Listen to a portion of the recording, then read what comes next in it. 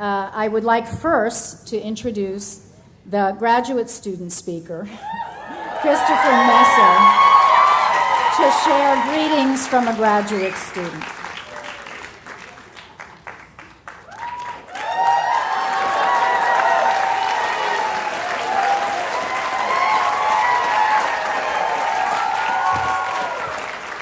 Hello. Not Vera Wang.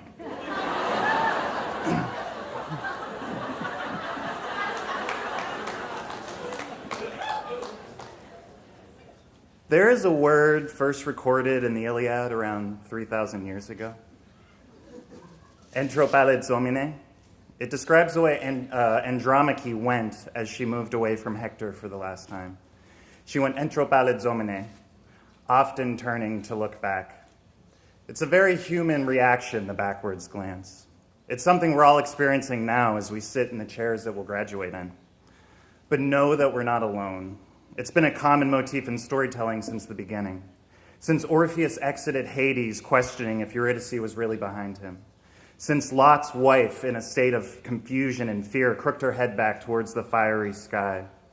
In these early stories passed down before written language, the backwards glance was a disastrous move. To try and understand was a damning act. But then here we have Andromache moving entropaledzomene, away from Hector, whose name means he who holds fast. She leaves behind his protection, his stalwartness, but she cannot do it without committing the folly like us today. She glances backwards. She goes entropaledzomene. But unlike Lot and Orpheus, she goes unpunished. After grieving, she moves on with her life. What changed? Where's the punishment, the moral?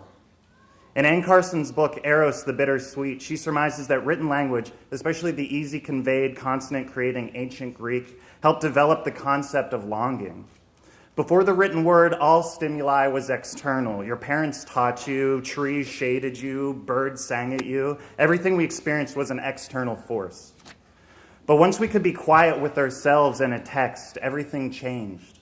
All of a sudden, we were seemingly learning things for ourselves. We recognized the internal world inside of all of us and first felt the need to search out for other things to complement these worlds, other people, other places.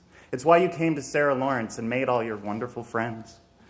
There's no moral in Andromache's backwards glance because in the simple act of reading it, entropaledzomene, in the easily perceived ancient Greek, the reader is directly experiencing the act itself, the act of longing, the true punishment. A moral would be redundant. We realize what's happening. We feel its tinge. As Andromache went away, she couldn't help herself. She did what we'll be doing here today as we leave. She turned around. She turned around often. She turned around to look back. The future is an abstraction. It is cold until we warm it with our presence. It is the unknown narrative in our story-obsessed lives. It is helpful to know that there were always people fearful of leaving the past, desperately looking over their shoulder for one last sight of it, longing, loving. It is helpful to know that this is not a damning act, that it is a human act, an act that exists to bring us together. Don't be afraid of the longing, and there will be longing. It will not envelop you. It will not send your lover to hell. It won't turn you into a pillar of salt. Reminisce and remember what you have learned here. Move on proudly, confidently, and don't be afraid to look back and rediscover what you've already found. Go like Andromache, who eventually became a queen. Go entropaledzomene. Thank you. Congratulations.